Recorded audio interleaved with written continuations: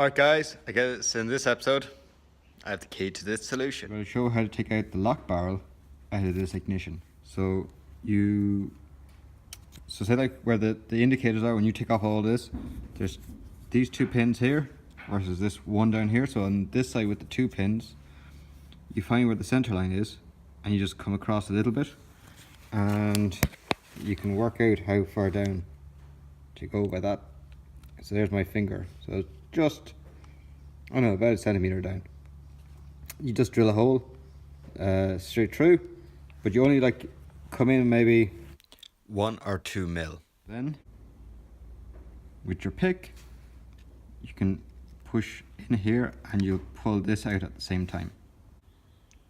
This is what I was talking about. So we have our pick, when we push it through the hole, the hole is there somewhere, and there we're actually pushing on this tab, and when we can compress that we can pull the barrel out. So you can see it just barely sticks up.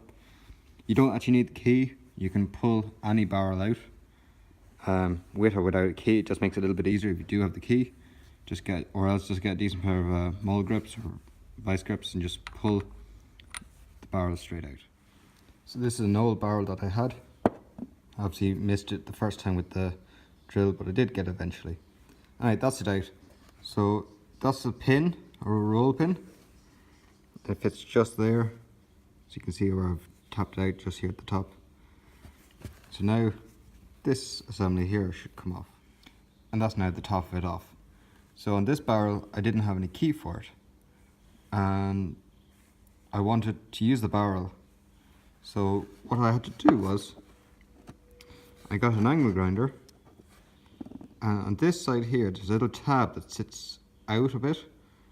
So you can't take the lock barrel apart unless you have the key. So since I didn't have a key, there's a tab that sits out this way. And when you do have the key, when you spin it around, it actually lines up with this hole over here, this rectangle, and then lets you slide the whole piece out. But because it's aluminium or very light steel, you can angle grind it down.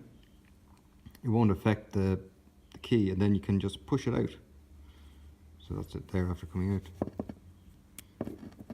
So that's the lock apart.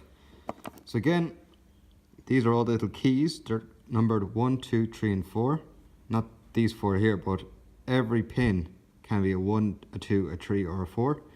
And there's 4 that side, and there's 5 that side. And when you pick your key that you want to use, so I decided I want to use this key. You push it in. Bit hard to do it with one hand. That's it in. So I managed to keep swapping pins till eventually I had them all in, and I had a second barrel of an old key, like door handle, so I got the pins out of it as well. So I had 2 lots to choose from. And so now I have the barrel correct. Plenty of lubrication. I use copper grease. I find it's great stuff. Then get your barrel, and it's just a matter of reassembly. So now your key, that if you had it for say your door locks, and the door locks had been changed at some time, or as the barrel or the ignition I suppose had been changed and nothing matches up, if you pull your pins out, just select your key, pull your pins out and make them all match. Now you can have the one key to do the boot lock, your 2 doors, and your ignition. So that's what I have now.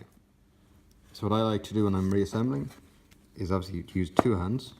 I have to hold the camera with 1 hand for this, but put the key in like that, make sure it's all the way in, and then just roll it back and forth. And you shouldn't feel any tightness or any binding. If you do feel it, just pull it back ever so slightly and just keep rotating till eventually you feel it, the resistance gone. And usually that'll be the pin on the top, or the second from the top as you're pulling it out. You see like that one there or that one there.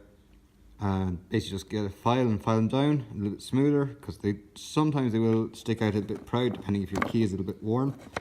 Or else just change the pin. So it could be a number 3 pin that you have in, and you actually need a number 4. So shove it all back together again. Even though that you've angle grind the top piece of it off, it won't matter. Just push that barrel back in.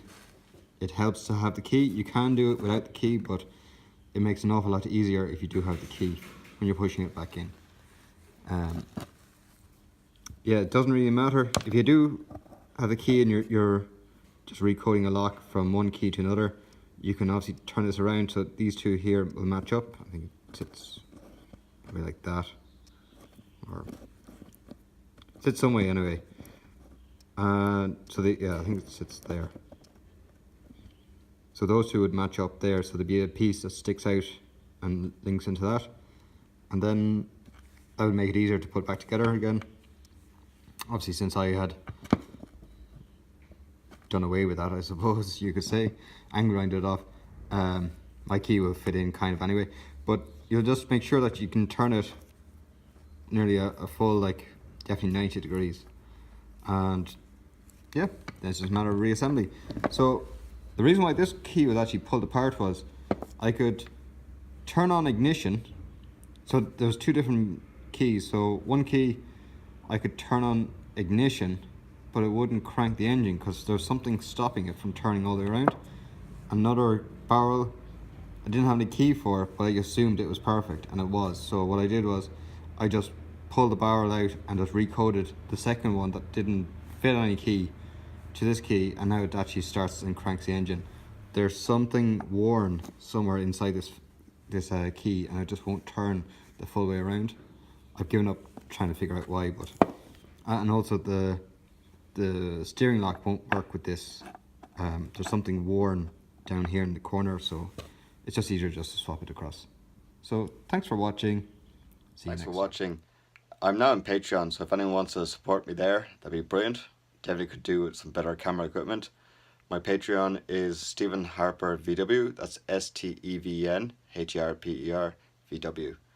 Any support that you can give me would be brilliant. And if you can't support me, that's cool too. Just keep watching the videos.